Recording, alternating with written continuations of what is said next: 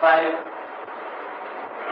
exercises, 3 with prism, 2 without prism, but doing the work of prism.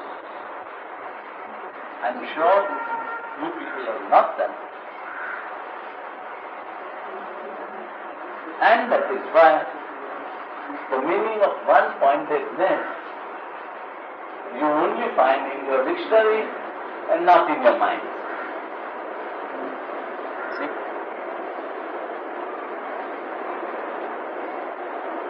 The very questions all of you every time ask me conveys to me that you have not allowed your conscious brain, outer brain to go aside for a moment. Because it's the outer mind, the outer brain will never understand. It will accumulate knowledge but will not understand, and therefore will pose one question after another from its own accumulation of knowledge. This man has said this man has said this is outer accumulation of knowledge. You see? And then you compare and contrast, and that is all you do.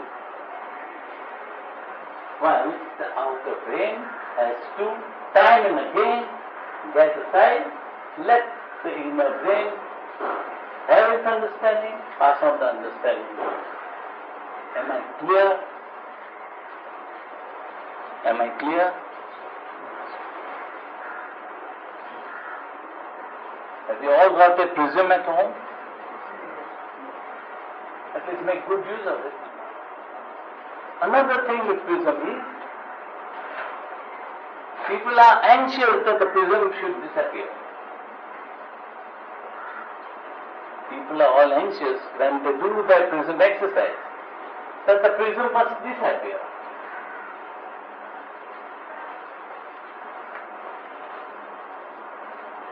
While in fact, the real answer is, the prism will disappear only when your outer brain has gone aside and your inner brain has got one or two moments, a 10 moments to understand. But you are only very anxious that prism has not disappeared. How can prism disappear? And if it disappears, it has to come again quickly, because the outer brain wants to do everything. You get that? The prism disappears only if you have very correctly put your outer brain on the side and allowed your inner brain a few seconds to pass on the understanding. Whether you do it with the prism or whether you do it with some other method, sitting in Himalayas, it does not matter. What matters is that the conscious brain must go for some time aside and allow the inner brain to pass on its understanding to the outer brain. What would be the nature of that understanding which will be passed on to the... Whatever you want to understand. At that moment. At that moment. In those 10 seconds, what results like Pardon? because it disappears only after 5 seconds or something like that. Because the outer brain is too anxious to come back. It should not come back for some time. Then only the inner understanding of your inner brain will be passed on to you. Suddenly you say, I don't understand why I am doing this exercise. Suddenly you will say that. Because you have given sufficient time for your inner brain to convey to your outer brain. See, the understanding of why you are doing prism exercise.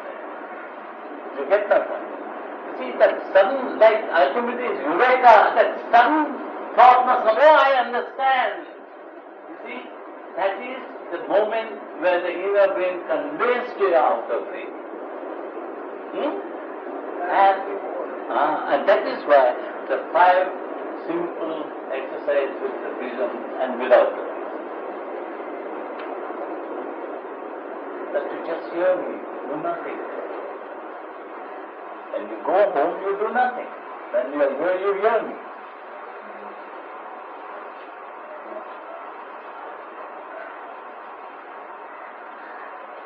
Yes. The action of setting itself apart, this is a function of the outer brain. Does the outer brain consciously set itself apart? Yes. If the outer brain consciously set itself apart, it is the outer brain that is still functioning. I have read the Sutra Doctor. A further stage of samadhi is achieved when through one pointed thought the outer activity is quieted. When the outer brain for a few moments gets aside, you have quieted the various activities. It is a sign. If the outer activities are quiet, it's a sign that the outer brain has receded and allowed the inner brain to understand and pass on the understanding. How does the outer brain move to receive? Nothing. Nothing. These exercises will make it do. But that is why I say these exercises are very important. Otherwise, how can it do what we want it to do? We say that it must go outside, but how? Yeah, that's the question. The answer is the 5 prism exercise. The answer is that. 3 with prism and 2 without prism. It teaches the outer brain how for a time to get aside. You see? That is the answer for the outer brain to get aside. See? So unless you do this, unless you constantly do this, unless 5 seconds, 10 seconds become 1 minute, 2 minutes, 5 minutes, you have done something, then you have achieved one-pointedness. Otherwise the word is a word. You have not achieved anything in life. It's easy to talk about one-pointedness, it's easy to talk about meditation and concentration. It is only use of words. You have not attained it. You have not attained it. Unless you do these exercises, perhaps in other schools they might be teaching some other exercise. It is immaterial. What exercises, what people do where. In the whole wide world, people must be doing many other things. But the simplest I have found, I have given you. See? And these 5 exercises will teach you firmly and finally what is the meaning of one-pointedness. What is the meaning of dharana? You get me? Otherwise, these words are words. To say I will sit in meditation, but there is no one-pointedness. There is no receding of the outer brain. And time and again the outer brain comes in. See? You may sit for meditation for an hour, but you may not have actually meditated for 59 minutes. You get that? So before you understand what is one-pointedness, you have to achieve one-pointedness. You have been given not 1 but 5 exercises to do it. But your questions tell me that you have not done this exercise. Otherwise the questions will not arise. Not that you are prevented from asking me any type of question. You must to clarify your mind. You see? But this is what I am telling you. These sutras can never be understood by the outer brain. From book 4, 5 and part 2 of 5. It is impossible to understand these sutras by the outer brain. And unless you have practiced at home how it should receive and how the inner brain must understand, the sutras will not give you the meaning. Even if I give you what I am reading out to you, you will read out to yourself the same thing. It will become your memory but not your understanding. As most of the boys write brilliantly and achieve 90%, 95%, how I don't know, in exams. But it is an accumulation in the outer brain, it is memory which is poured out on examination hall, in examination hall. That's all. There is no understanding. You get that? 18th Sutra, you mentioned the next line. In the same 18th Sutra, you said in this stage, the chitta, the thinking instrument, should it be the brain? You see, I have explained to you, all of you don't remember what I say. See, earlier I have told you that thinking instrument is a separate thing. Chitta, the individual mind, is a separate thing. And normally the word chitta should be used for individual mind. But in 99.99 cases, the individual mind is involved with the processes of conscious brain. We use the word chitta for that is a thinking instrument of individual mind, though that way it is not to be used. But if 99.99 people use it that way, we use the word chitta. Do that matter? Otherwise, it should not be used. The three things are separate. Brain, individual mind, chitti or infinite mind. All three are separate. Infinite mind remains separate. But chitta and the thinking instrument, they get involved with each other. And therefore, now I always put in bracket chitta or a thinking instrument. It does not mean the same thing, we know. But we are using it as if it's the same thing. Isn't it? That is why I have put in, otherwise I should not put in bracket. And when will it not involve itself? When practices are done. It cannot by itself one day say to our brain, bye, tomorrow I am not with you. It won't say that. Never. Unless you do certain practices, very sincerely for a long time, this will not happen. You get that? So, we have always heard these words, dana, dhyana, samadhi. Who have not? In India, at least every little child knows these three words. But nobody understands these three words. If I ask you, write down the few lines on dana, there will be your idea of dana, and not the meaning of dana. You get that? Because the inner brain is not conveyed its understanding to the outer brain. It knows, but it has not conveyed. Because the outer brain says, don't tell me, I know. Finish. When the outer brain says, I know, then God can't come in.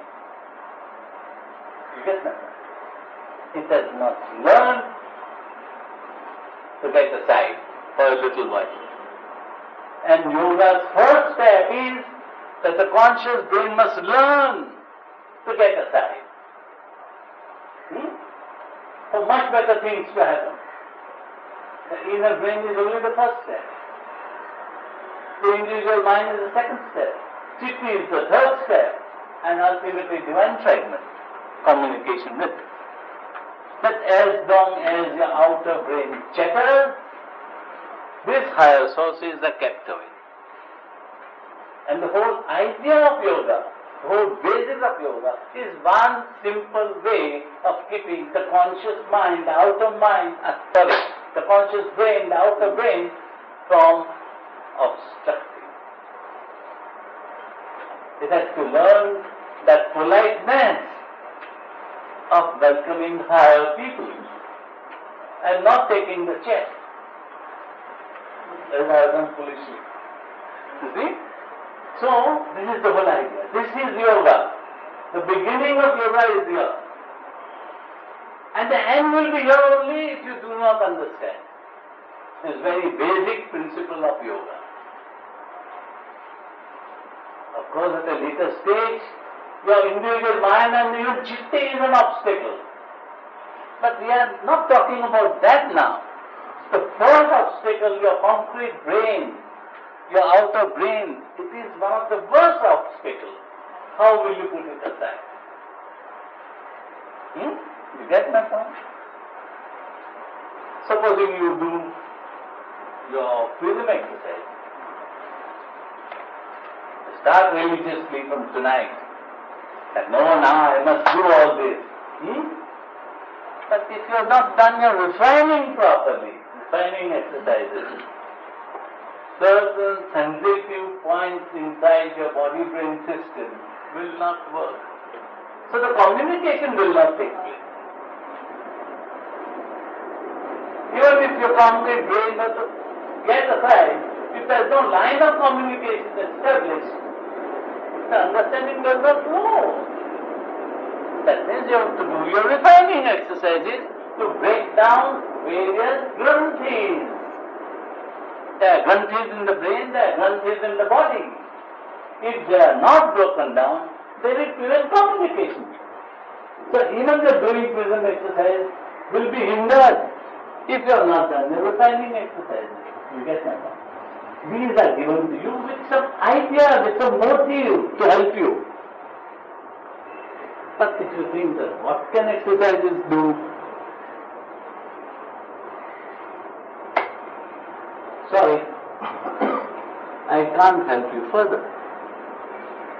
I have selected the best and easiest type of exercises to help you. But they must be done.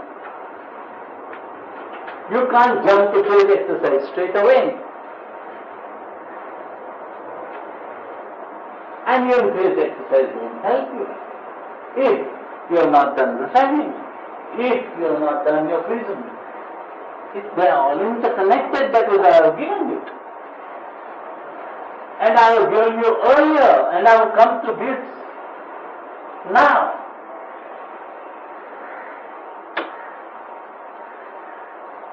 The value of the prism exercise and the refining exercise is not even 1 naya paisa. That is the whole trouble.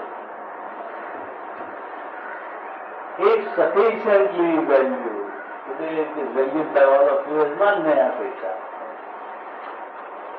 And so you are not very conscious or conscientious to do that.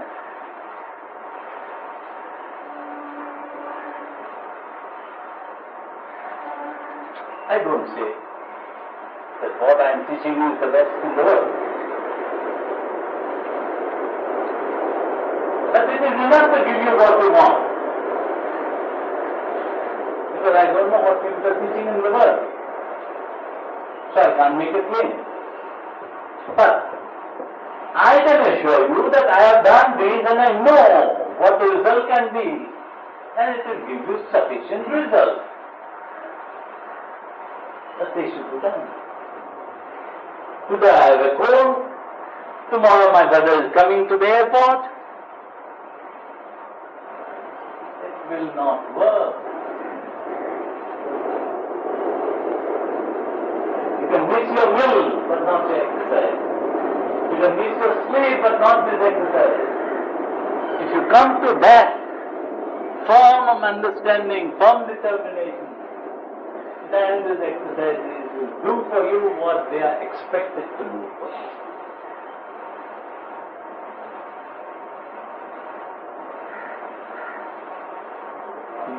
The white hot heat, tremendous application is needed on this path. Unless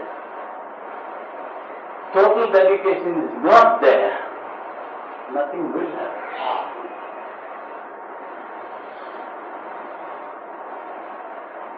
Akbar Badshah wanted a son. From his imperial throne, he walked to the grave of Salim Chishti, barefoot, on the way, went on praying. See the dedication, barefoot, he could have gone in his style. He didn't go as Emperor of India. when they are the beggar to beg. At that time, his total involvement was there. He forgot you're the Emperor of India. Let your concrete brain forget that it is very important and dedicate itself to the inner brain. Later to individual mind, later to chitti. It must come to conclusion that it is nothing. There are better propositions besides it. Am I clear? Am I clear?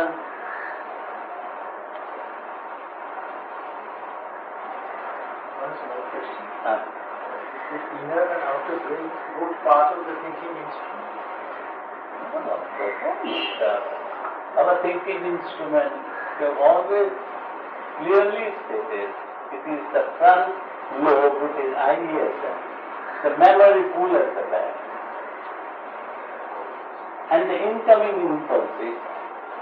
Within this is a thinking instrument and the creation of thoughts. We have never brought any other part of the brain to it. We have described the portion of the brain, the front brain, the conscious brain. Then it is with its four centers, at the back, the memory portion.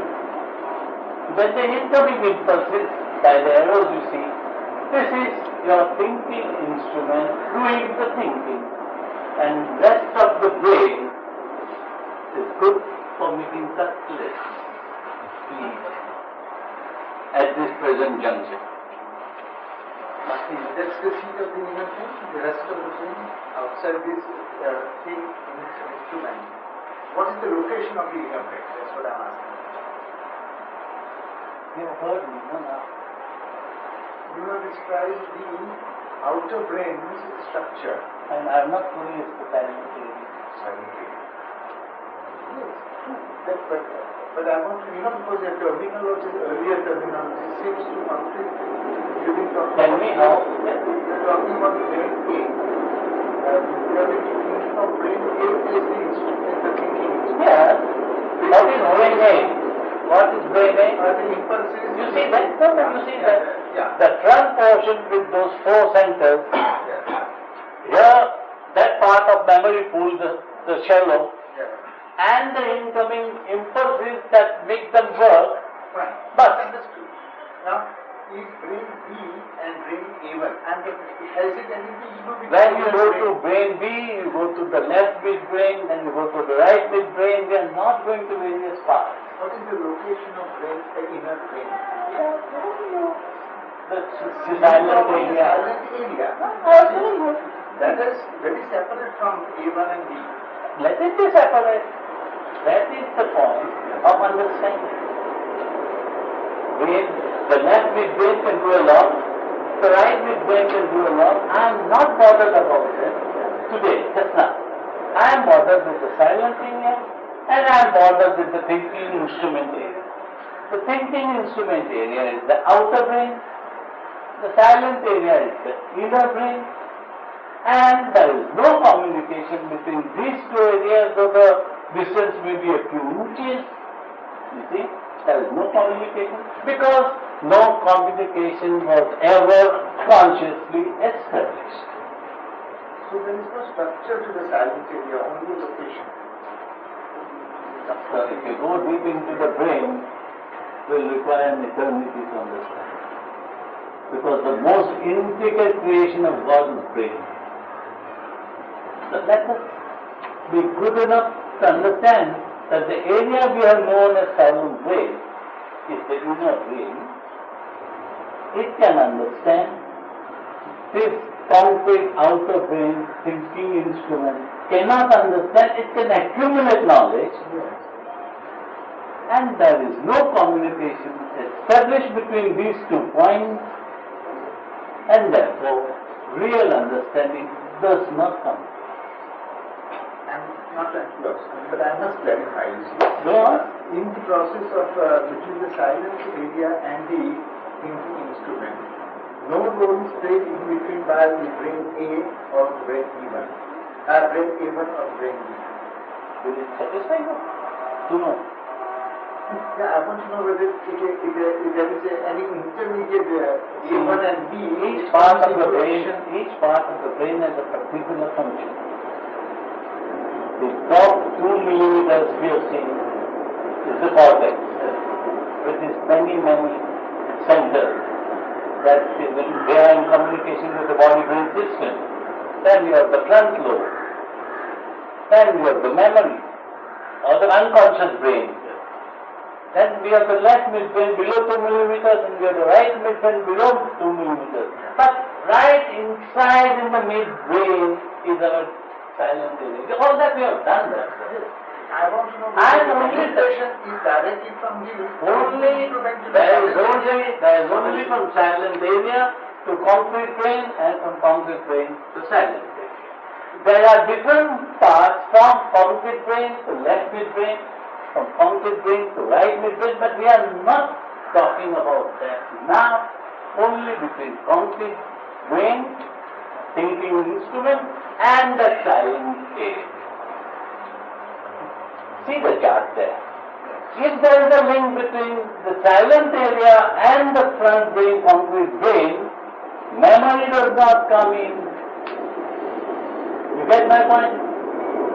It is only the memory that makes the brain jetta. All the dialogue you have is because of memory. But if there is only a link between the front conscious brain, the outer brain, and the silent area, the memory pool does not come in. And that is why understanding flows. Because memory has one basic action to prevent understanding by bringing in past experience. You see? So all this we have stated already months back, years back. We have done all this.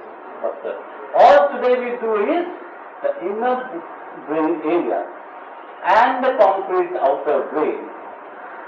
These two we are talking about in this sutra. And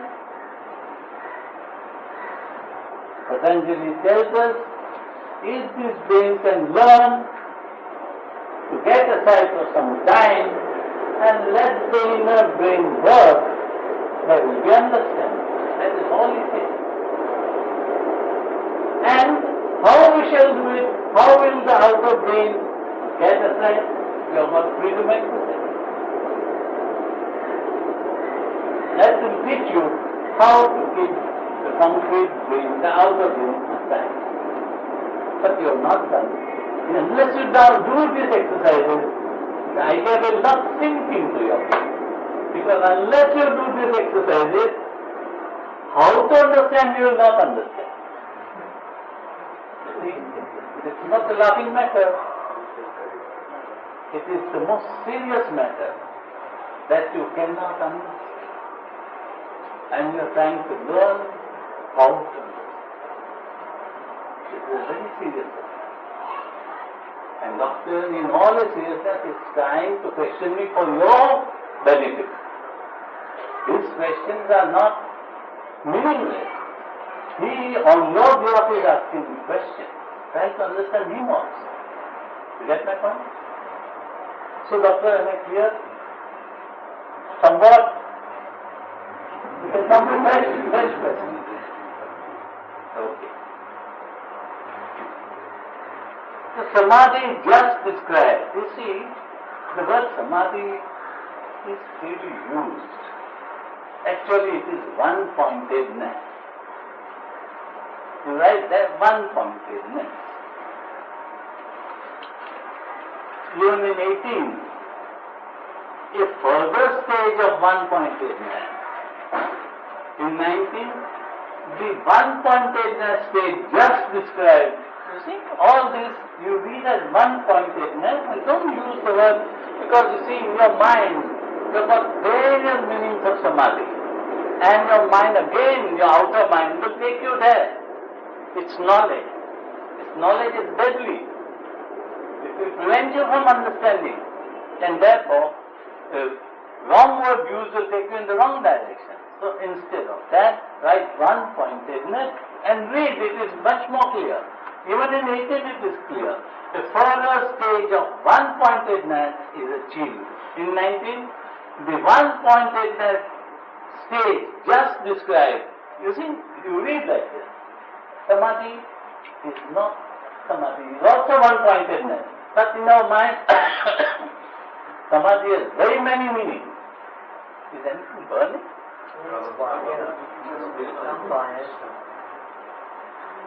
This bench? Come outside. That's why I asked earlier that Samadhi, I thought that was the high state of one-pointedness. You see, many And authors, what could be the further stage of you see, many authors use freely certain words because they have understood in their mind in a particular way. They understand that jnana or samadhi or dharana all are one-pointedness stage. Just now I told you, it can be half an hour or 2 hours or 2 days, you see. But it is a state of one-pointedness. And that looks to a more simpler word than samadhi. You get my point? So instead of using those terms, dharana, dhyana, samadhi, we rather use the word one-pointedness. And the duration of one-pointedness will give you the meaning of dharana, dhyana, samadhi. As I just told you, the quality is same of one-pointedness. The duration is longer. So if you read instead of samadhi the word one-pointedness, it will be much easier to understand. The one-pointedness state just described passes not beyond the bounds of phenomenal world.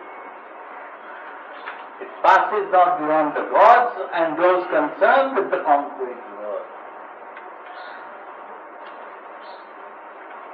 You will achieve a lot if you can have one-pointedness. You can achieve a lot if your concrete brain moves away and lets the inner brain give you the understanding. But the author says, all these have limited use. Don't think that you can understand everything. It has a limited use after achieving one-pointedness. And therefore he describes the limit of achievement.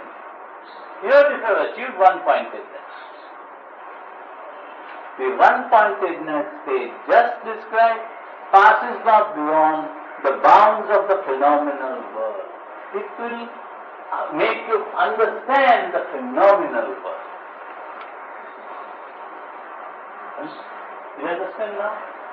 If this one-pointedness is achieved, not only for a few seconds, or not for a few minutes, few hours, or few days, even then, whatever you have achieved will enable you within certain bounds to understand. If you want to go beyond that, you will have to also go beyond that. Your understanding is the limit, and he is giving the limit of your understanding. Of course, this is ancient language, it is to be read properly. Passes not beyond the bounds of the phenomenal world, it passes not beyond gods and those concerned with the concrete world. What is the concrete world? We here live this Paisani, Bendi, Veja, Kolaba, Tadev, think this is the whole world. But the world, the author means the universe. The physical universe. So no, even the physical universe is a big thing, but it does not go beyond it. For example, it might know the structure, inside structure of the sun, or the inside structure of the earth.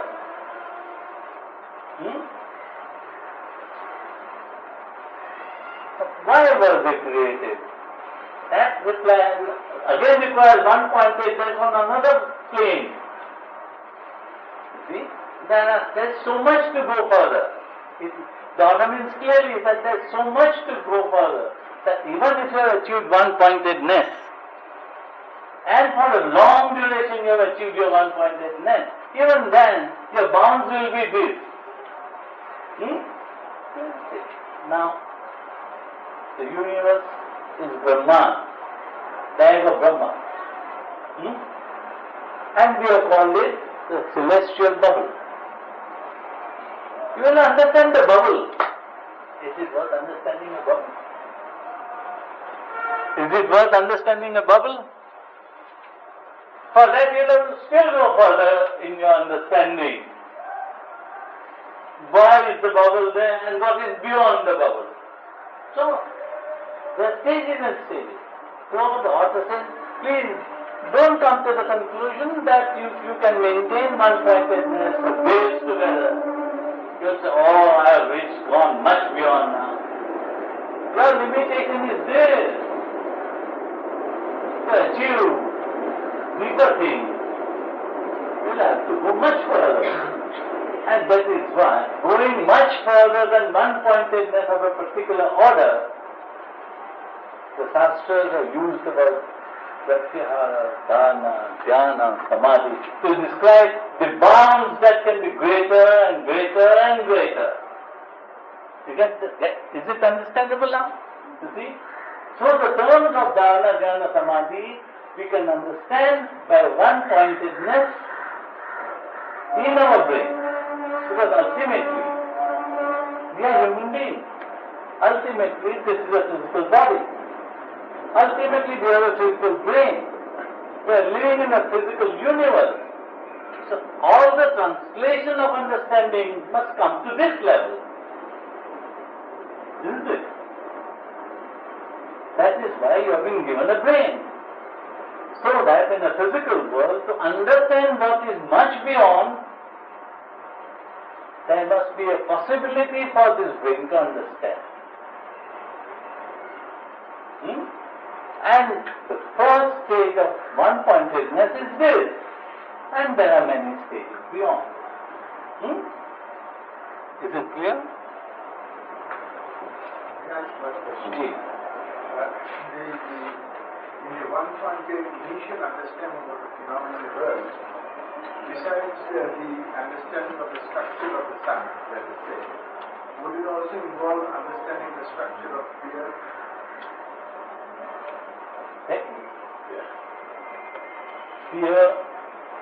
Fear, love, don't think they are not material. There are many things material.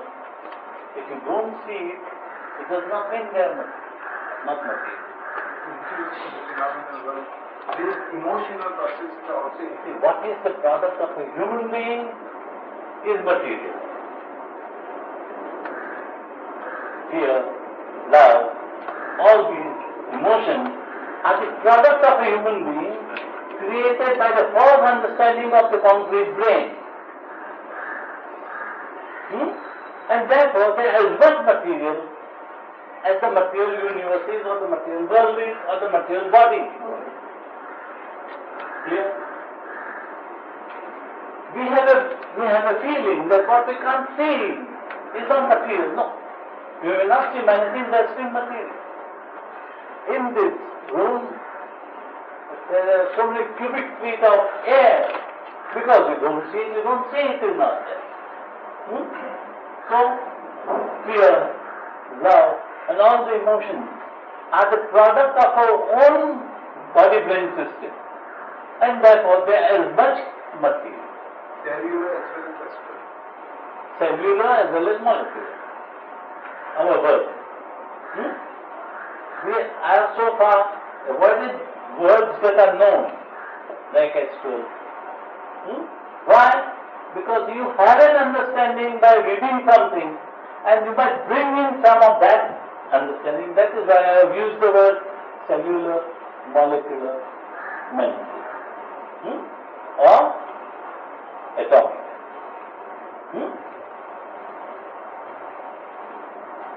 So, the limits have been shown in 19. Now, 20. Others achieve one-pointedness and arrive at the discrimination of pure spirit through belief, followed by energy, memory, meditation and right perception.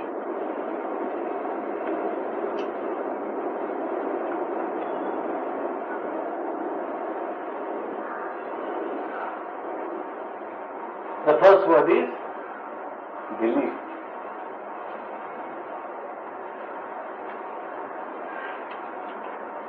All religions are known as beliefs. All beliefs are known as beliefs. Whatever is told to you and you believe. You will go to heaven and you will not go to heaven. If you do this, that will happen. All that is belief. We are not questioning right or wrong. All that knowledge is belief. All religions are beliefs.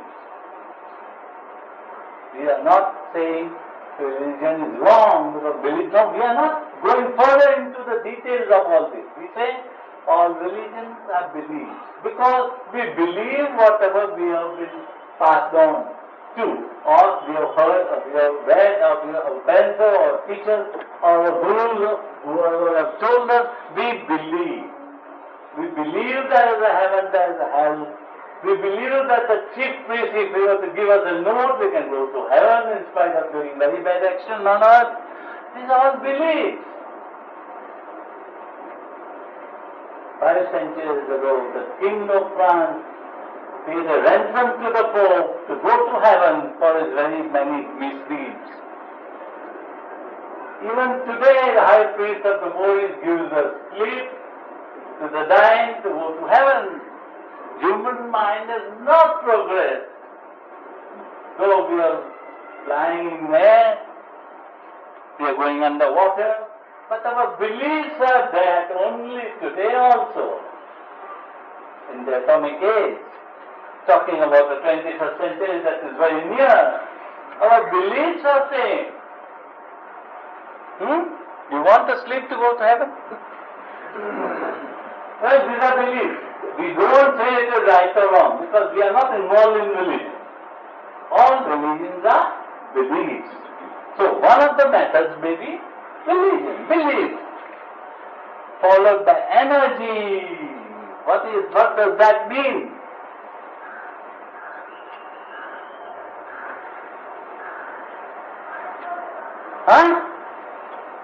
There is a statement made that energy follows thought.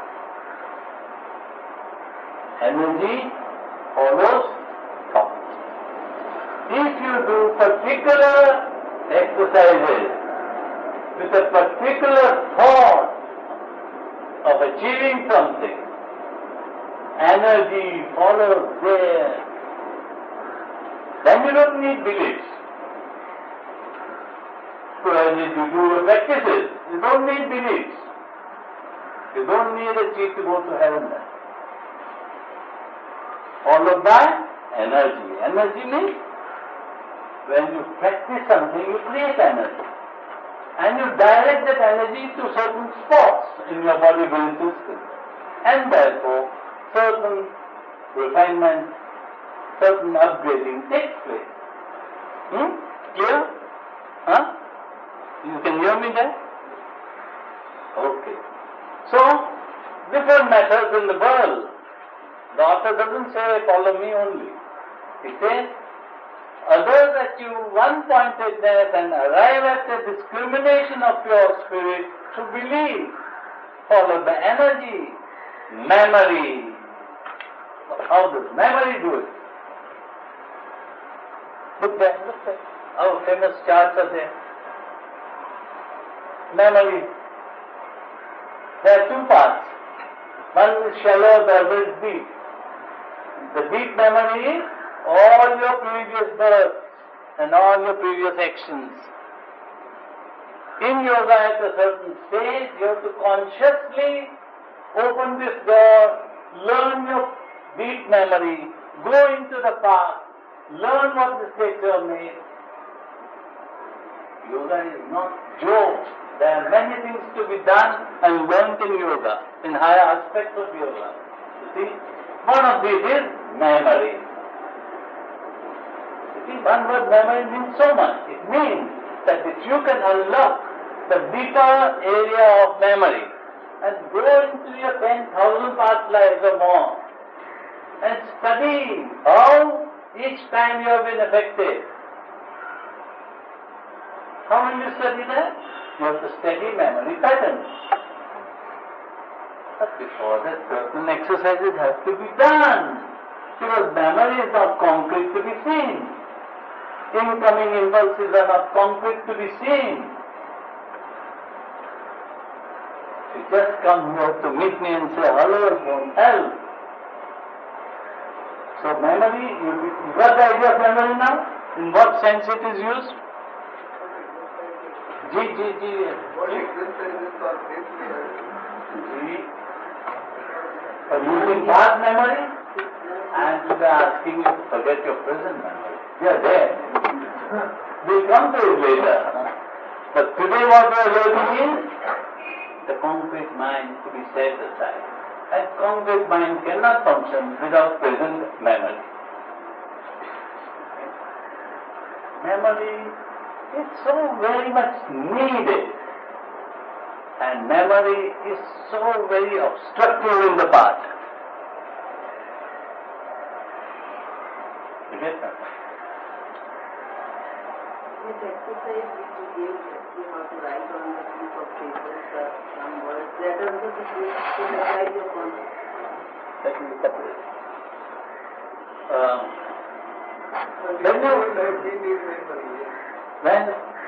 When you love someone very dearly, I don't mean one lover to another. It could be two friends, it could be mother and child, it could be brother and sister. Any love, if you can love somebody very dearly, that same person can make you so happy, the same person can make you so miserable. Such is memory. It is so useful, it is so obstructive. You understand? When we say, please don't interfere now, memory, it will interfere 100 times more. That is it. And you can set aside memory, then you can set aside your concrete plate. Unfortunately, you can't dig out a portion of your concrete brain and say, now you be aside here. You can't do that. You can't catch hold of your memory and say, please go here. You can't. That is why we do particular type of exercises, so that it happens inside you. You understand? Because these things can never be done in any other way. You have to do certain exercises which will bring this about. Which will keep memory out, which will keep the concrete or the outer brain out when we want it to be out.